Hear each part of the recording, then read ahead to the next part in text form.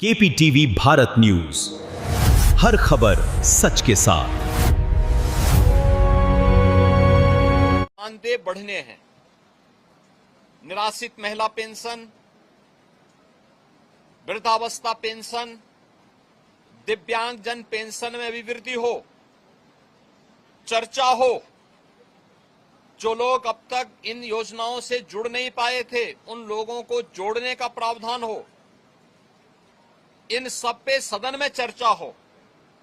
लेकिन समाजवादी पार्टी का नकारात्मक रवैया सदन में और माननीय सदस्यों के द्वारा उठाए जाने वाले इन महत्वपूर्ण मांगों को मजबूती के साथ आगे बढ़ा सके, इसमें रुकावट बनी। लेकिन उस सब के बावजूद विधानसभा ने सप्लीमेंट्री डिमांड को पारित किया है और पारित करने के साथ ही बहुत शीघ्र इन सभी तबके के लिए, मैंने जो कल भी कहा था कि उत्तर प्रदेश सरकार ने आउटसोर्सिंग कमीशन का गठन कर दिया है। एक न्यूनतम मानदेय हर एक आउटसोर्सिंग कर्मी को प्राप्त हो और उसको हर प्रकार की सामाजिक सुरक्षा की गारंटी भी प्राप्त हो, उसको हम अगले बहुत शीघ्र उसको आगे बढ़ाने जा रहे हैं। उसके लिए धनराशि की व्यवस्था हमने बजट में कर दी है। आंगनवाड़ी, आशा वर्कर, रसोईया, ग्राम चौकीदार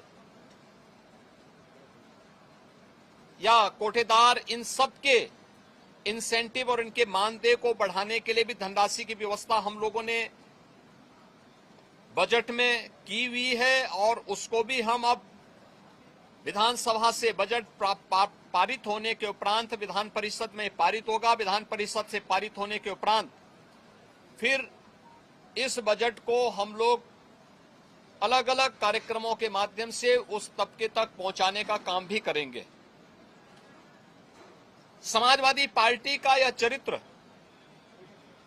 इस तबके को अपमानित करने वाला है, जो अल्प मानदेय प्राप्त करने के बावजूद प्रदेश के विकास के लिए और 25 करोड़ जनता जनार्दन की सेवा के लिए पूरी प्रतिबद्धता के साथ कार्य कर रहे हैं।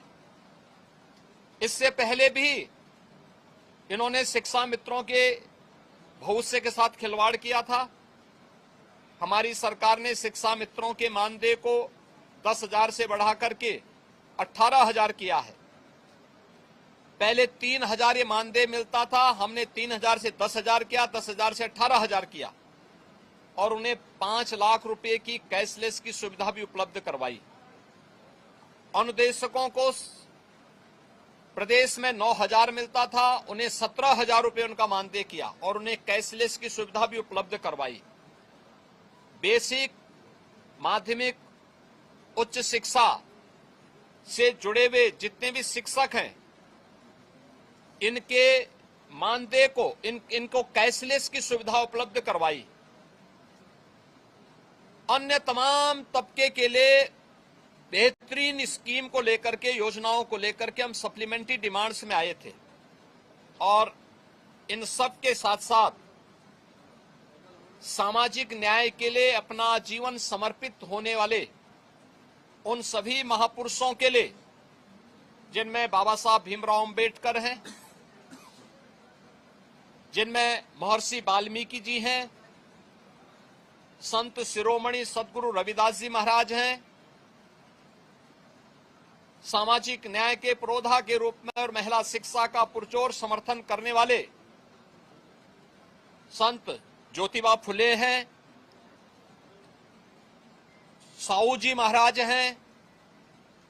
इन सभी लोक माता अहिल्याबाई होलकर जी हैं।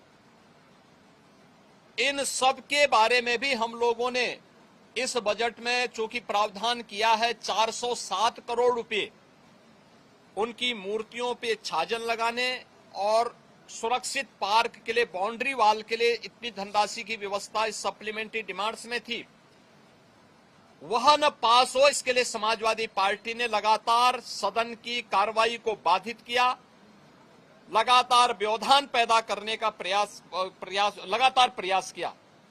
लेकिन इनके व्यवधान के बावजूद सप्लीमेंट्री डिमांड्स विधानसभा से पारित हुई है। विधानमंडल से पारित होने के उपरांत ये सभी कार्य तय सीमा के अनुरूप आगे बढ़ेंगे और सामाजिक न्याय के सभी पुरोधाओं को, सभी महापुरुषों को भी सम्मान मिलेगा।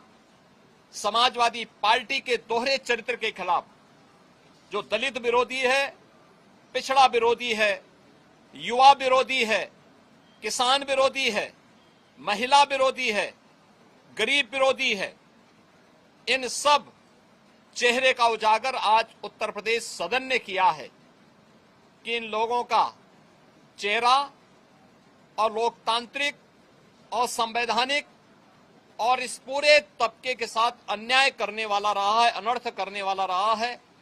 समाजवादी पार्टी के इस अलोकतांत्रिक और संवैधानिक व्यवहार को, जो शर्मनाक व्यवहार लगातार सदन में देखा गया है, हम इसकी निंदा करते हैं और प्रदेशवासियों को इस बात के लिए आश्वस्त करते हैं कि डबल इंजन की एनडीए सरकार ने पिछले 9-9.25 वर्ष के अंदर जिस प्रतिबद्धता के साथ समाज के प्रत्येक तबके के हितों के लिए कार्य किया है,